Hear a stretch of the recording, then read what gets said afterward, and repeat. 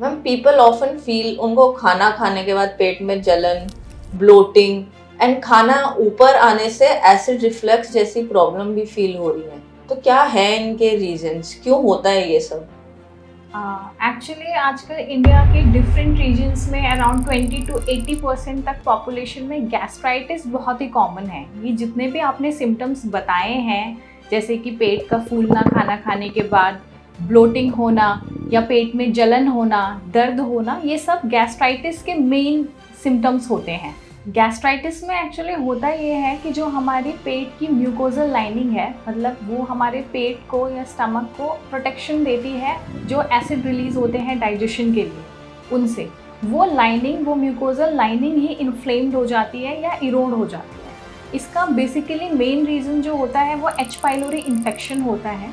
But इसके अलावा भी जो हैवी ड्रिंकर्स होते हैं या जो चेन स्मोकर्स होते हैं और बहुत ज़्यादा जो स्ट्रेस लेते हैं आजकल की लाइफस्टाइल की वजह से, साथ में बहुत ज़्यादा बाहर का खाना खाना, बहुत ज़्यादा ऑयली और स्पाइसी फूड खाना, उन सब चीज़ों से भी ये सारे सिम्टम्स एग्रवेट होते हैं। प्लस जो ये गैस्ट्राइटिस है इसकी प्रॉब्लम्स और ज़्यादा इंक्रीज होती है। तो हमें इसके लिए क्या करना चाहिए? जिन लोगों को माइल्ड हाइपर एसिडिटी रहती है, मतलब खट्टी डकारी कभी कभी आती हैं, या गैस की प्रॉब्लम लगती है, या फिर ऐसा लगता है कि थोड़ा सा चेस्ट बर्निंग हो रहा है, तो वो लोग घरेलू नुस्खे के तौर पे इतना कर सकते हैं कि सौंफ बहुत इफ़ेक्टिव है इसमें, वो सौंफ का यूज़ कर सकते हैं। ईदर वो उसको ऐसे ही च्यू कर लें या फिर उसको पानी में भिगो के या बॉईल करके उसका पानी सुबह सुबह पी सकते हैं।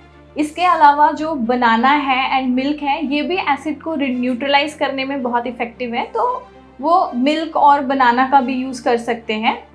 और इसके अलावा अपनी लाइफस्टाइल को प्रॉपर रखना ज़रूरी है, एक्सरसाइज करना ज़रूरी है, जो स्ट्रेसफुल फैक्टर्स हैं उनको कम करें, बाहर का ना खाएं, ऑयली स्पाइसी फूड्स अवॉइड करें, खट्टी चीज़ें बिल्कुल अवॉइड करें, और स्मोकिंग एंड अल्कोहल तो एकदम स्ट्रिक्टली नो है। सो मैम काफ़ी समय से लोग इसका ट्रीटमेंट भी लेते जा रहे हैं, लेकिन इसका परमानेंट इलाज नहीं मिला। ये एसिड वाली प्रॉब्लम काफ़ी ऑन एंड ऑफ हमेशा मैंने देखी है कि काफ़ी लोगों में रहती है। तो क्या आयुर्वेदा में इसका कोई इलाज है?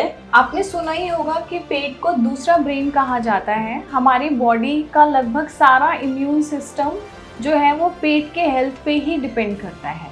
Gastritis problem on end of इसलिए भी चलती रहती है क्योंकि म्यूकोजल लाइनिंग को हील होने में टाइम लगता है, लेकिन आयुर्वेदा में इसका इलाज जो है वो पॉसिबल है। आयुर्वेद के अकॉर्डिंग विरेचन कर्म इसका फर्स्ट लाइन ऑफ ट्रीटमेंट है। विरेचन एंड पंचकर्मा ट्रीटमेंट के स्टार्टिंग के विदिन 4 to 5 डेज में ही आपको रिलीफ देखने को मिलेगा।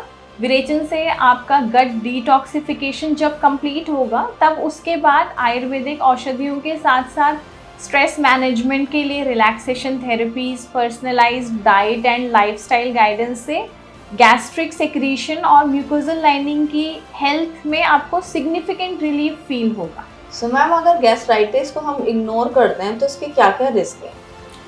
गैस्ट्राइटिस को हमें इग्नोर नहीं करना चाहिए, अर्ली स्टेज में ही इसका ट्रीटमेंट स्टार्ट कर देना चाहिए, क्योंकि अगर गैस्ट्राइटिस को इग्नोर करेंगे तो ये आगे चलकर इरोजन, परफोरेशन और लॉन्ग रन में स्टमक कैंसर जैसे रिस्क को भी लेके आता है। अपने गट हेल्थ, डाइजेशन और ओवरऑल फिटनेस को बनाए रखने के लिए मिरासा आयुर्वेदा के साथ जुड़ें।